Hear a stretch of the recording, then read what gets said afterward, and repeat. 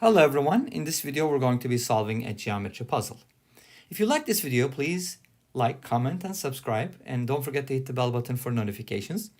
If you don't like the video, let me know why in the comment section down below. I appreciate all kinds of feedback, and let's get started.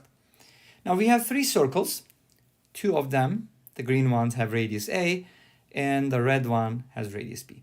And they're inscribed in a isosceles triangle which has a base of 10 and the other side lengths are 13 and 13. So let's start by making some connections. I'm going to go ahead and drop the height. Since this is isosceles, from symmetry, we should be getting something nice, right? It should go right through the middle. All right, and then we'll go ahead and connect these two centers here. Definitely that's going to help us, right? And then we'll form a triangle here, this way and that way.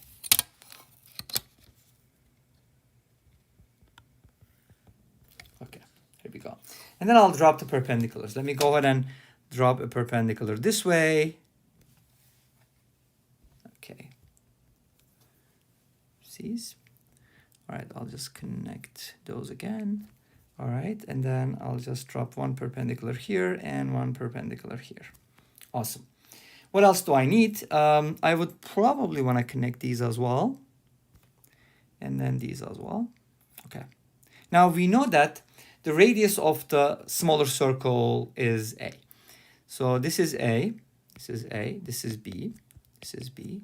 This is A, and this is A, and this is A, and everything here is A pretty much, okay? A lot of A's.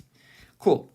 Now, I do know that the base of the triangle is 10, so half of that, since this is also a median, is going to be 5. So this is 5. Nice.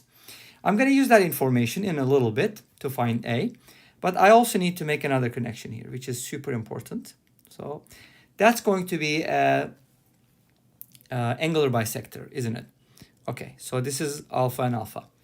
Now, one thing to note here is that we do get two congruent right triangles. Awesome. And how does alpha help us? Well, I don't have any information on alpha, but I can find some information regarding 2 alpha, because 2 alpha belongs to the big triangle, and that's actually one of the base angles, which I can use because I know the lengths. So the hypotenuse here is 13, which means the height of this triangle is going to be 12, because this is kind of like a 5, 12, 13 triangle in other words, okay? We have a 5, 12, 13 triangle and multiply that by 2 because we have 2 of those. But pretty much we're going to work on one of the halves. So how can I find A from here? Well, I'm going to use trigonometry. Obviously, there's more than one way to do it, but I'd like to use trigonometry. Note that we can find tangent to alpha. Right, tangent to alpha is going to be, and this is the triangle I'm using. Let me shade that for you. Here we go. The tangent alpha can be found from tangent to alpha. I'll show that in a little bit. But how do you find tangent to alpha? Well, the height is 12. So the adjacent side is 5. The opposite side is 12. Tangent to alpha is equal to 12 over 5. Now, how do you find tangent alpha from tangent to alpha? That's what I'd like to use, right? Well, there's a formula for it. Tangent to alpha can be written as 2 tangent alpha divided by 1 minus tangent squared alpha. This is the double angle formula, right? From here, you're going to get a quadratic in tangent alpha, which is going to give you 2 solutions. But one of them is not going to be valid, obviously. But I'm going to do it differently because it's more fun that way. So what I'd like to do is I'd like to draw a right triangle with lengths 12 and 5. Those are legs. And the hypotenuse would be 13. Now, this is 2 alpha. And what I'd like to do is I'd like to extend the base 13 units and then connect these 2 points here. Okay, it's not super straight, but you get the idea hopefully. What am I getting here is that I'm getting an isosceles triangle, which is obtuse, right? That means that these angles are congruent, but we have more information. The exterior angle theorem tells us that these angles have to be alpha and alpha. Sweet. From here, I can find tangent alpha basically, right? Super easy. It is 12 over 18. So tangent alpha is equal to 12 over 18, which can be written as 2/3 in the simplest form. Okay, going back to our picture. How does that help us? Well, Let's call this length x. We don't know what it is, right? And we can go ahead and write down a relationship for tangent alpha. Since we do know tangent alpha, I can find x in terms of a, right? Tangent alpha in this triangle, this is what I'm talking about, is equal to a over x, right? So from here, a over x is equal to 2 over 3, and x can be written as 3a over 2. So I was basically able to write x in terms of a, which helps because now notice that this length is 5, so x plus a is equal to 5. X plus a is equal to 5, and x can be written as 3a over 2 plus a is equal to 5. Let's multiply everything by 2. 3a plus 2a is equal to 10, and from here 5a is equal to 10, which means a is equal to 2. Awesome. Now I know that a is equal to 2, so I'm halfway done because I was supposed to find a and b. I found a. And which means that you can also find x because x is 3a over 2, and if you substitute that, you'll get that x is equal to 3. Nice. Or you could use this equation, doesn't really matter. So now, I know a and x, I need to find b. And to find b, I'm going to use another right triangle here, right? How am I going to use that? Well, you can use the Pythagorean Theorem, right? Well, you can or you cannot. I mean, you may or may not, doesn't really matter. But that's one way to do it. And you can also do it this way, which I'll probably show you in a little bit. So this is b. Now, we know that b is greater than a slightly. I mean, it wasn't given, but you could probably tell. This figure is drawn to scale, by the way, somewhat, right? So what I can do is I can actually find this length here. Let's call that length y. How am I going to find it? Well, if you draw a parallel line from this point to this point, you're going to get a right triangle there, a tiny, small right triangle, because a and b are so close. That's why our triangle is so tiny. But this is going to be y as well. This length here, this little piece is going to be b minus a. So what you can do is you can actually write the Pythagorean theorem. Y and b minus a are the legs. So it's going to look like this. Y squared minus b minus a squared is equal to the hypotenuse. And in this case, the hypotenuse is a plus b because the segment that connects the centers goes through the point of tangency. So that segment needs to be of length a plus b. So this is a plus b quantity squared. From here, I can basically find y in terms of a. Let's go ahead and expand it. Or if you remember our shortcut formula, we said that if you subtract these two expressions, you always get 4ab, which is kind of nice, right? Y squared is equal to 4ab. That means y is equal to 2 times the square root of ab, or you can just replace a with 2. This is going to give you 8b. Now, if you square root both sides, then you'll get y is equal to 2 times the square root of 2b. 2b or not to be. Now I can make this joke, okay? I was waiting for this moment. Now, we were able to find y in terms of b. We know x, we know a. Let's see what we can do. So, since we know y in terms of b, but there's another length here that I need to consider. And let's call that z, x, y, z, alphabetical order, right? Okay, this is also x, by the way, so that kind of lines up nicely. So, I know x numerically, x is equal to 3, right?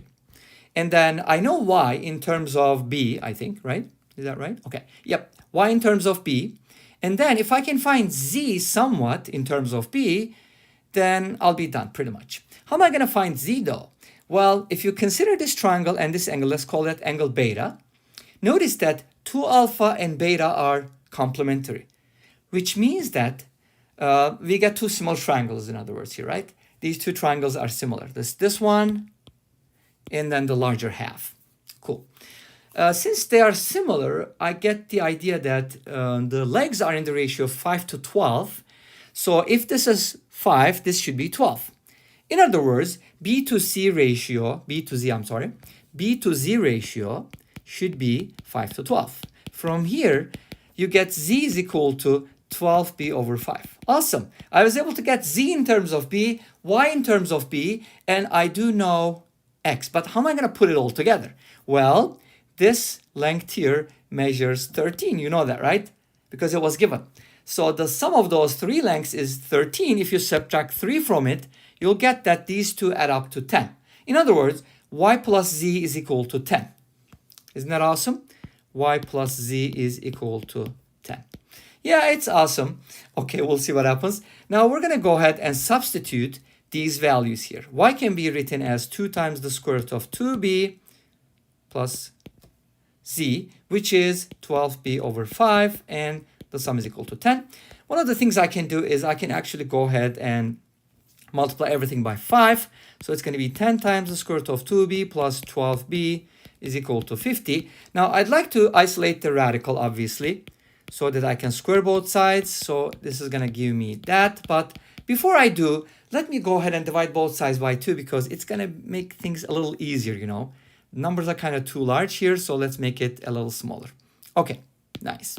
So what I'm going to do here is divide. You know what I'm talking about, right?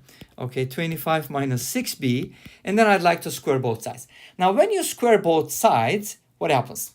Well, good things happen because you'll get rid of the radical, and hopefully you can solve for b from here. We already know a, so we're going to solve for b. Let's square both sides. 25 multiplied by 2b is equal to, okay, 625 minus 6 times 25 is 150. If you double that, you get 300, right? b plus 36b squared. Okay, let's put everything on the right-hand side. 36b squared minus 300b minus 50, right? b, okay, is plus 625 is equal to 0. Nice. Okay. Let's simplify this by combining like terms. This is going to be negative 350b plus 625 is equal to 0. Unfortunately, at this point, there's no way to simplify this equation. But if you use the quadratic formula, we're going to be able to solve it and hopefully simplify from there. Okay, so b is equal to negative b. B and b are different here. You know the quadratic formula. Plus minus the square root of b squared minus 4 times 36 times 625 all over 2a, which is 72. Nice. Now, hopefully this expression can be somewhat simplified, right? Well, here's one thing to notice. 350 definitely contains 5 times 70, which means 5 times 5 times 14. So 350 can be written as 25 times 14, correct? Okay, nice. Which means it contains a 25. When squared, it's going to contain a 625, which means I can factor out 625. Sweet. Okay. So now I'm going to be getting from here, I'll take out a 625, which is 25 squared. And what do I have left? So this was 25 squared times 14 squared, which is, you know, this guy squared here. So I took out a 625, so I should have inside 14 squared, which is 196. Awesome. Minus. I took out this one, so I have now 4 times 36, which is equal to 144. Beautiful. Such a small number to handle. Divide by 72. And then from here, I can get, let's see, the square root of 625 is 25.